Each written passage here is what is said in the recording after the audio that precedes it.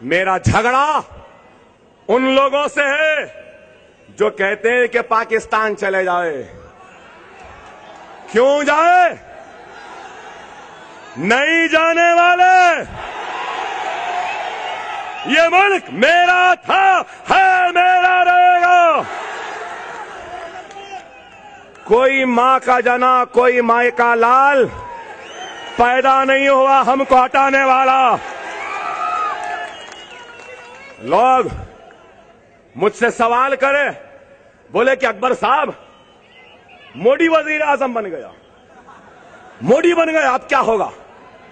मोदी बन गया, अब क्या होगा? क्या होगा? क्या होगा भाई? क्या कर लेगा? इस जैसे एक क्या 1000 मोदी भी आए तो हमको हिला नहीं सकते। अगर कोई ये समझ रहा है कि इसके आने से हम कमजोर हो गए, तो नहीं होते भाई। जिसको आना है आए, जिसको जाना है जाए। हम जहां थे वहीं रहने वाले हैं। हमसे कहते हैं, आरएसएस का सरबराह कहता है कि मुसलमानों में राम का खून है। ऐ अहमक, ऐ दीवाने, हमारे पास आदम अलैहिस्सलाम का खून है। एक कहता है कि मुसलमानों को घर न दो। क्या नाम उसका? फोगाड़िया, क्या नाम? हाँ, ये नाम इनके मेरी जबान पे नहीं चढ़ते भाई। भोगाड़िया क्या? भाग गया। हाँ, कहते हैं मुसलमानों को घर न दें। अरे वो कहता है घर न दें, लेकिन मैं कहता हूं कि मुसलमानों के बस्ती में जो भी हिंदू, सिख, ईसाई आना चाहता है आए, हम घर देंगे, हम आपकी हिफाजत करेंगे। और क्यों घर न दें बाबा? क्यों न दें? हम खूबसूरत है बोल के न दें, हम अच्छे हैं बोल के न दें, या हम खराब है बोल के न दें, या हमारी सूरत अच्छी नहीं है बोल के न दें, या फिर हमको अब जाने दो, छोड़ो भाई। समझ गए होंगे आप। बेचारा चोट खाए हुआ दिखता है हमारा। आप बताओ, आप बताइए मेरे भाई। और आज अखबार में आया है बयान, अखबार में आया बयान, नरेंद्र मोदी कहता है कि मुसलमान की पेट्रियाटिज्म पर वो हिंदुस्तान के लिए जीता है, हिंदुस्तान के लिए मरता है। वाह, ऐसा दो मुंह का हम आज तक नहीं देखे। बोलता एक है, करता एक है। लव जिहाद, इनका एमपी बोल रहा है तो मुंह मूछ के खामोश। राम का खून बोल रहे, नरेंद्र मोदी का मुंह खामोश। घर नहीं देना, इनका मुंह खामोश। लव जिहाद, इनका मुंह खामोश। अरे कै का लव, कै का जिहाद? जिहाद मुकद्दस चीज है, लव से क्या ताल्लुक? क्या ताल्लुक? अरे वो तो अच्छा हुआ ये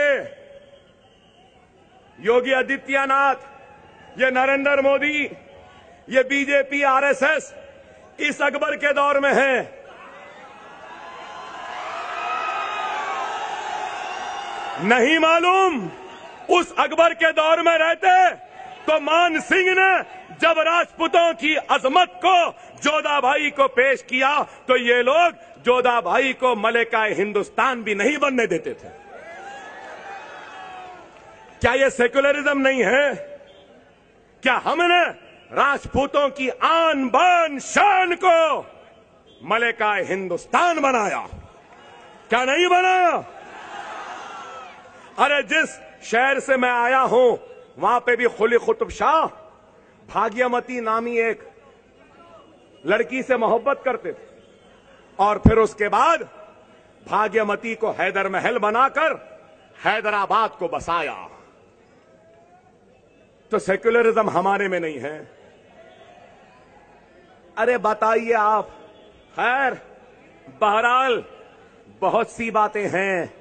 गुजरात के आए और बने ये वजीर आजम आज क्या कर रहे हैं? ये बयान क्यों दे रहे हैं? ये बयान क्यों दे रहे हैं? इस वास्ते दे रहे हैं कि वो अपने इस बयान के जरिए आपको मुंतशिर करना चाहते हैं। मासूम मुसलमान एक बोलेगा, जान दो भाई, बोला तो सही ना। ये मासूम नहीं है। ये लोग मासूम नहीं है। ये वही लोग हैं जो अल्लाह के घर को शहीद करे। ये वही लोग हैं जो मुसलमानों की इज्जतों को लुटाए। ये वही लोग हैं जो हमारे बस्तियों को जलाए। ये वही लोग हैं जिसने इशरत जहां का इनकाउंटर किया। ये वही लोग हैं जो सोहराबुद्दीन को गोली मारे। ये वही लोग हैं जो एहसान जाफरी को गोली मारे। ये वही लोग हैं जो हमारे शहर के वकील को गोली मारे। ये वही लोग हैं जो हमारे बच्चों को जेलों में रखते हैं।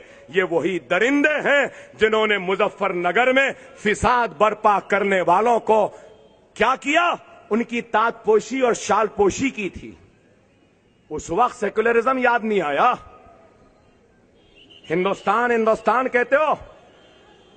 तो मैं आज नरेंद्र मोदी से मुतालबा करता हूं और ये बात कहना चाहता हूं कि मोदी, जितना हक तेरा इस मुल्क पर है उतना ही हक मेरा इस मुल्क पर है। मैं इस मुल्क के दूसरे दर्जे का शहरी नहीं हूं। तू पहले दर्जे का शहरी नहीं है। जितना तू उतना मैं और हम सब भी उतने हैं। दूसरे दर्जे के शहरी के नजर से देखना छोड़ दो। हम मरने तैयार हैं, मिटने तैयार हैं, लेकिन खुदा की कसम झुकने तैयार नहीं है। क्योंकि यह सर सिर्फ अल्लाह की बारगाह में झुकता है और किसी के सामने नहीं झुकता। ये हाथ अल्लाह से मांगते हैं, किसी से नहीं मांगते।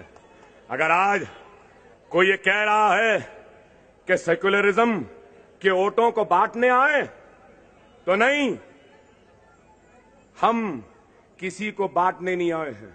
हम अपना हक लेने आए हैं। और कोई कहता है कि अकबरुद्दीन ओवैसी ऐसा बोलता है वैसा बोलता है, तो क्या करूं मेरे भाई, कैसा बोलूं? कोई तमाचा मारने आए तो क्या गाल दे दूं? दे दूं क्या गाल? नहीं मेरे भाई, ये तमाशा मारने आए थे, एक गाल दिए तो दूसरा गाल देना। मार लो मेरे भाई और मार लो। नहीं भाई, हम ऐसे नहीं हैं। ऐसे होते तो इतनी दूर नहीं आते थे। मैं गोलियां खाया 40,000 ऐसा पेट पे बैठ के मारे, ये हाथ पे मारे 50 मरतबा, ये गुर्दा पे गोली लगी, पेशाब की थैली फट गई, ये फसली टूट गई, अंतड़ियां फट गए। अभी भी लोग बोले अकबर साहब क्यों जा रहे हैं?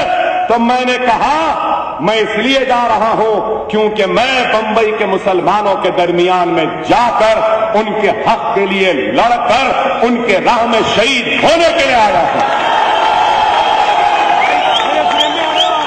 आज भी बोले मुझे, आज भी बोले अकबर ओवैसी तुझे गोली मार देंगे, मार दो, मगर ये वादा है जब मौत आएगी तो अकेला नहीं जाएगा, 2-4 को तो जरूर साथ में ले जाएगा।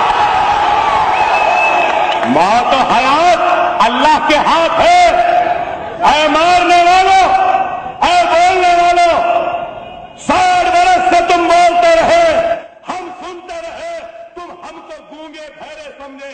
अब वो दिन गए जब तुम बोलते थे हम सुनते थे। अब हमारा दिन शुरू हुआ है, हम बोलेंगे तुमको सुनना पड़ेगा। जरा थोड़ा सा बोले तो हिंदुस्तान हिल गया। अरे अभी बहुत बोलना है, इब्तिदाई इश्क है, आगे आगे देखो होता है क्या। मैं हार के लिए या जीत के लिए नहीं आया हूं, मैं मुसलमानों की इज्जत के लिए, वक़ार के लिए, शान के लिए, शौकत के लिए, इंसाफ के लिए, उनके बच्चों को छुड़ाने के लिए, उनको 2000 करोड़ दिलाने के लिए, उनकी जिंदगियों में खुशहाली लाने के लिए। और वक्त पड़े तो मुसलमानों को पीछा रखकर सबसे सामने रहकर अपने सीने और सर पे गोली खाने के लिए आया हूं।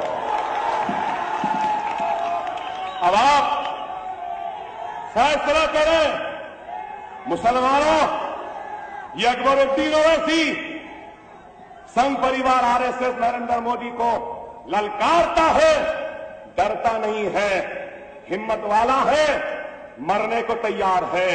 लेकिन ये अकबर ओवैसी आज तुम्हारे सामने झोली फैलाए इत्तेहाद की भीख, वो खैरात मांग रहा है।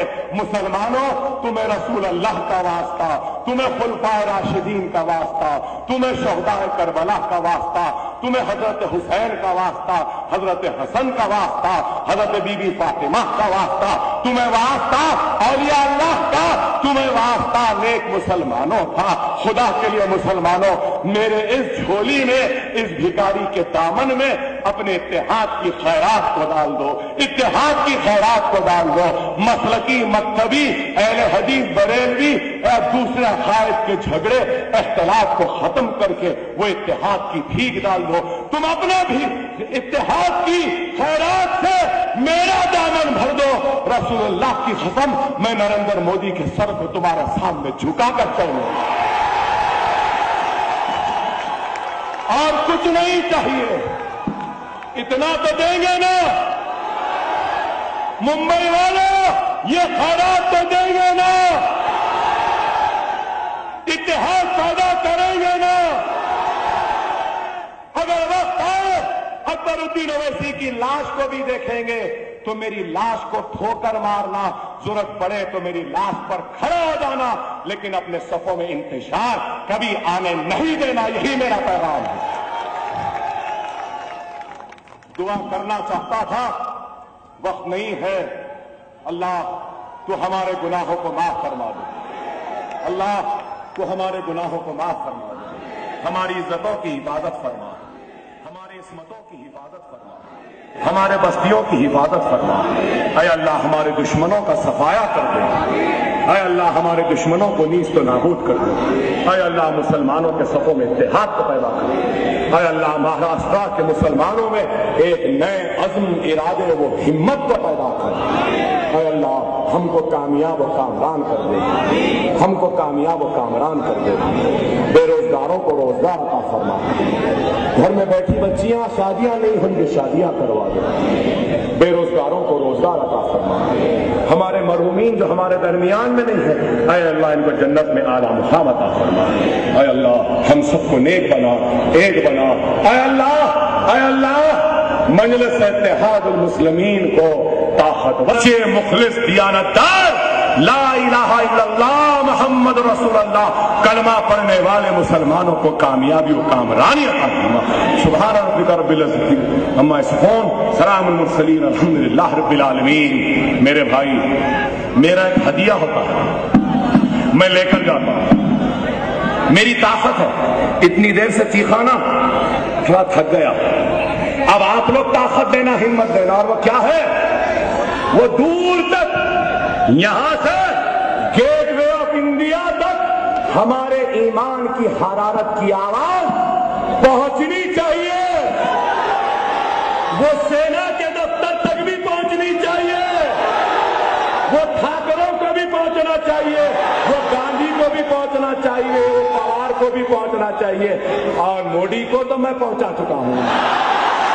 नारे तकबीर, नारे तकबीर, नारे तकबीर। देखने वाले जाकर देखे, आवाज जहां तक गई है वहां शिगाफ आ गए हैं। वाह, अल्हम्दुलिल्लाह रब्बिल आलमीन।